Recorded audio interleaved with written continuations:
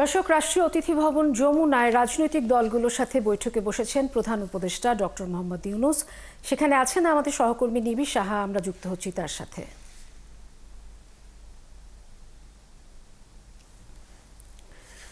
নিবিড়, প্রধান উপদেষ্টার সাথে বৈঠকে কোন কোন রাজনৈতিক দলগুলো অংশ নিয়েছে জানাবেন, এবং বৈঠকে কি বিষয়ে আলোচনা হতে পারে কিছু জেনেছেন কিনা?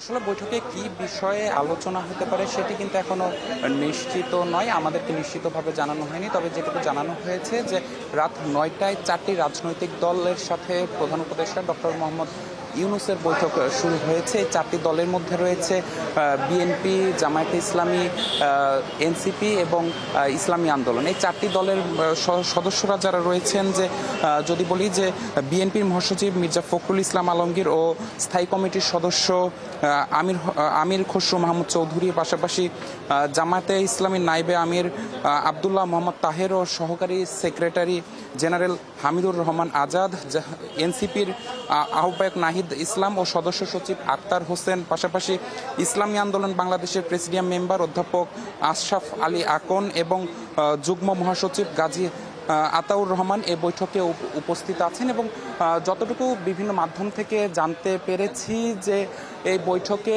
আজকে সারাদিন, গতকাল থেকে আজকে সারাদিনে যে সাম্প্রতিক বিষয়াবলী এবং আইন শৃঙ্খলা পরিস্থিতির যে অবনতির বিষয়টি, সেসব বিষয় নিয়ে আলাপ আলোচনা হতে পারে বলে জানতে পেরেছি। তো এসব বিষয়ে আমরা কথা বলবো। আমাদের সাথে আছেন বিএনপি চেয়ারপারসনের প্রেস উইংয়ের সদস্য সাইরুল কবির খান। একটু জানতে চাই যে আসলে ভেতরে যে বৈঠক চলছে সেই বৈঠকে কি নিয়ে আলোচনা হতে পারে, সেই বিষয়ে কোনো তথ্য পেয়েছেন কিনা? ধন্যবাদ। দেশের সার্বিক পরিস্থিতি নিয়ে এই আলোচনা হতে পারে। আর মাননীয় প্রধান উপদেষ্টা আমন্ত্রণ জানিয়েছেন বিএনপির মহাসচিব মির্জা ফখরুল ইসলাম আলমগীর, স্থায়ী কমিটির সদস্য আমির খসরু মাহমুদ, বিএনপি ভারপ্রাপ্ত চেয়ারম্যান জনাব তারেক রহমানের নির্দেশেই ওনারা দুজনে এসেছেন।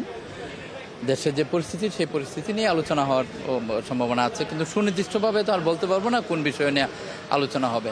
কিন্তু প্রধান একটি দল বিএনপি, গণতান্ত্রিক একটি দল, বিএনপির কাছে অনেক মানুষের প্রত্যাশা, বিশেষ করে ভারপ্রাপ্ত চেয়ারম্যান তারেক রহমানের দিকে মানুষ তাকিয়ে আছে।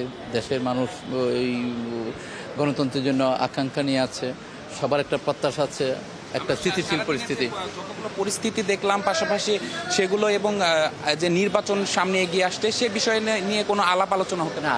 দেশের সার্বিক বিষয় নিয়ে আলোচনা, প্রধান উপদেষ্টা আমন্ত্রণ জানিয়েছেন, সেখানে আসছেন। আর বিএনপি প্রধান দলের মহাসচিব আসছেন। ন্যাচারালি সব বিষয়গুলো আলোচনা হবে, কিন্তু সুনির্দিষ্টভাবে কোন বিষয় নিয়ে কথা হবে এই বিষয়টা আমি জানি না, আমি বলতে পারবো না। তবে প্রত্যাশা করি দেশের স্থিতিশীল, এবং ভারপ্রাপ্ত চেয়ারম্যানও এই আহ্বান জানিয়েছেন দেশের স্থিতিশীল রাখা, শান্তিপূর্ণ থাকা। জি, ধন্যবাদ আপনাকে। যেমনটি শুনছিলাম যে দেশের রাজনৈতিক পরিস্থিতির পাশাপাশি আইন শৃঙ্খলা পরিস্থিতি সবকিছু স্থিতিশীল রাখতে তারা যেমনটি তথ্য পেয়েছেন, যে এই দেশের সার্বিক পরিস্থিতি স্থিতিশীল রাখতে কিন্তু তারা আসলে এই যে আজকের যে বৈঠক, প্রধান উপদেষ্টার 4টি রাজনৈতিক দলের প্রধানদের ডেকেছেন, শীর্ষ নেতাদের ডেকেছেন, তাদের সাথে যে বৈঠক রাত ৯টায় শুরু হয়েছে, সেই বৈঠকে আসলে দেশের সামগ্রিক পরিস্থিতি নিয়ে কিন্তু আলাপ আলোচনা হতে পারে। পাশাপাশি যেহেতু সামনে নির্বাচন আসছে, সেটি নিয়েও আলাপ আলোচনা হতে পারে বলে অন্যান্য। নিবিড় আছেন, আপনি বৈঠকের খোঁজ খবর রাখছেন, আমরা নিশ্চয়ই সব শেষ জানতে আবারও ফিরবো আপনার কাছে। দর্শক, প্রধান উপদেষ্টা ডক্টর মোহাম্মদ ইউনূস 4টি রাজনৈতিক দলের নেতাদের সাথে বৈঠকে বসেছেন, সেই খবর জানাচ্ছিলেন সহকর্মী নিবিড় সাহা। আমরা নিশ্চয়ই এর সব শেষ খবর আপনাদের জানাবো পরবর্তী সংবাদ সংযোগে।